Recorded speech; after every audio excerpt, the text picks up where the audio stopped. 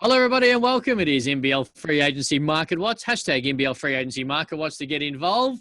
Not a great deal of happening today. I know you love the hashtag Liam Santa Maria. That's why I keep putting it everywhere that I can. Not a great deal happening. We'll get to Dan Grida shortly. I'm talking from a free agency point of view. But the Perth Wildcats have lost a legend. What does that mean now? Coupled with the Nick Kay situation. We'll go to all that and plenty more. Hello to you, Liam Santa Maria. How you doing? Hello, Cam. That's got to be one of the greatest hashtags you've come up with. Hashtag NBL Overtime Free Agency Market Watch.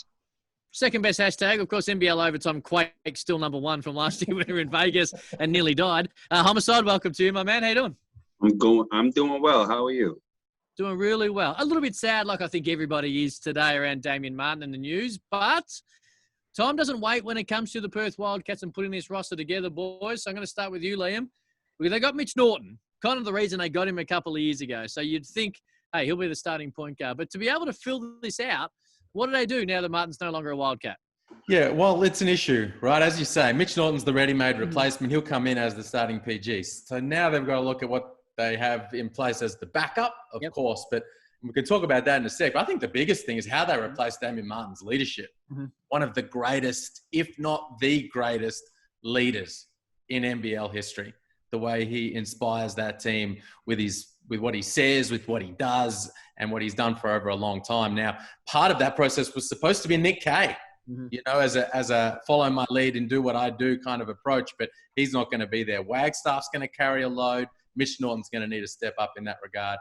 In terms of the backup PG, they've got a decision to make. Taylor Brett, the youngster, doing really well over in the NZNBL. He's an option. But as I said a little while ago, Trevor Gleeson doesn't usually like playing young guys many minutes, especially at that spot. He likes veterans who are rugged, who can't be taken advantage of defensively.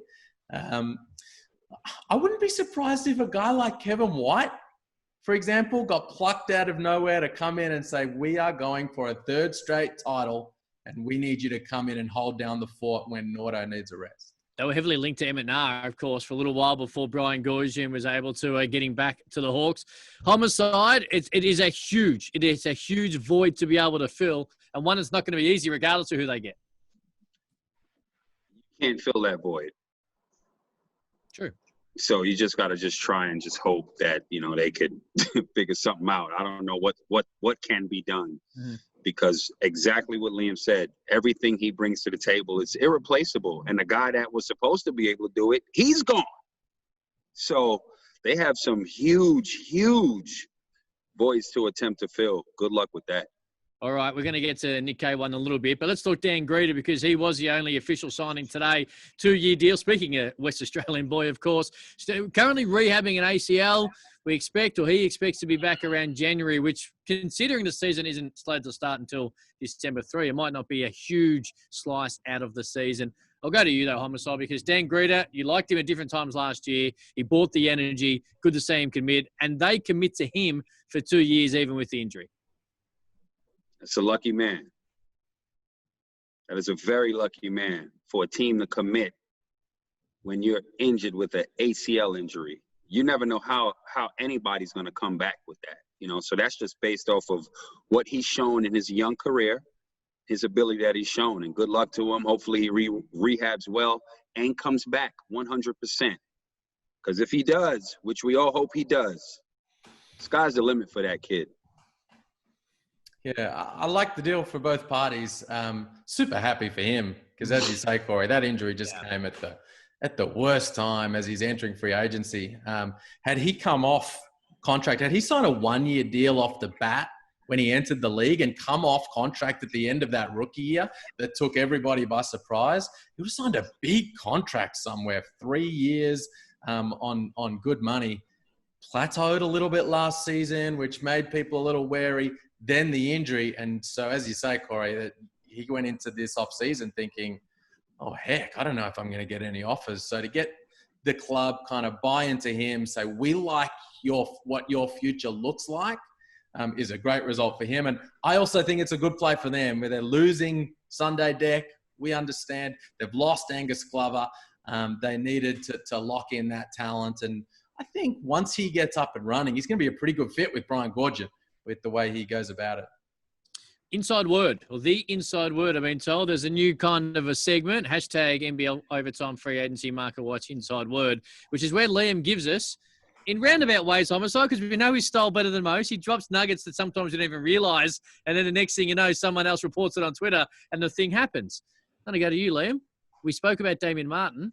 But how do we replace Nick Kay as well? You mentioned the fact that he was kind of going to be that next leader at the Wildcats. He's not there as well. So leadership, which you've touched on, but also from a power forward perspective, what are the Wildcats doing? Well, this is why you got to love the Perth Wildcats because they do not mess about. True. If they need to get something done, they go about getting it done. Like bringing back Bryce Cotton on an enormous contract. But getting him done because they needed to and the Red Army demanded it. They've got an offer on the table for Brock Motum.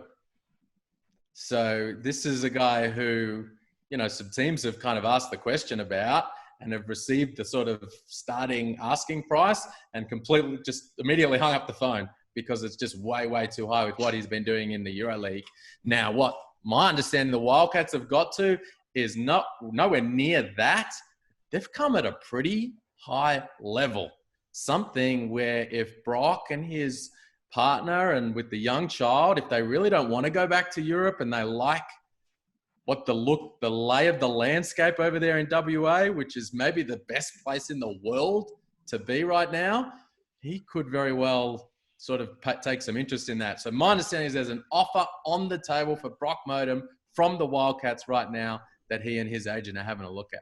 He'd fit Homicide. Well, he'd fit anywhere, but, the Wildcats get these things done normally. He would definitely fit anywhere, and he would definitely fit well in the Wildcat singlet. But we have to see how that goes because, obviously the paycheck you get in the EuroLeague is bigger. I don't know if you remember this, Homicide, but on NBL Overtime a month ago, Liam Santamaria said, I'd like Brian Goorjian and the Hawks to chase Deng Adel. And the next thing you know, there's rumours that Deng Adel is going to play at the Hawks. Now, I think his athletic trainer kind of put it up on social media yesterday. I don't know where we sit. Where does it sit? Is Deng Adel, and in fact, Cam Bairstow, considering you put like a cryptic Cam Bairstow photo on Twitter the other day, Liam, are they both headed to the Hawks under Brian Goorjian? Well, they're moving and shaking. They need to get some things done, of course. They need to bring in some high-level talent. To be honest, the Deng Adel one from the very get-go was just thinking about what they should do. We were talking about what would be the blueprint, right? Who could you go after? And I like the sound of that. And they've gone ahead and, ESPN's Olga Ulick has reported advanced talks. My understanding is that things might be even a little bit further than that at this point. And if he does land in the league, which is looking more and more likely, what a great result. And Cam Bairstow? Seems like it's on the cards. Same place? Indeed. How's his Twitter work, Homicide? Just a Cam Bairstow photo with the eyes emoji. Our man Liam Santamaria just doing it all. And they would be good, though. It doesn't matter. Same as Brock Motum, where Deng Adel and Cam Bairstow end up. And Cam Bairstow was pretty solid a couple of years ago in that second year at Brisbane. It helps any team. Adel is coming in here in this league. If he signs, he'll be a first-team All-NBL player. Make no mistake about that. He's coming in here to handle business. He's on a mission. I've had a conversation with a good friend of his. Here we go. And told me, yes, if he comes, which – had he known earlier this guy, he would have signed this other guy. Who is it? Mango Matthew. Oh, he's still back here. All right. Okay, I like it. I like it. But Mango signed in Lithuania. Shout out to Mango. But he was telling me the mindset Deng Adel is on. So if he is to sign, first team All-NBL. Man's on a mission. There you go. Just like Di Lozada was. Mission. We got 30 seconds. Liam, anything else before we get out of here? And make it quick. You know who else is on a mission? The New Zealand Breakers. We know what they've been able to do. Ty Webster. They're confident in Scotty Hobson. But my understanding is there's a backup plan in place. A little conversation with Lamar Patterson. Oh, that's what I want to see. I want to see. Why is there a backup plan in place? We got to go. See ya.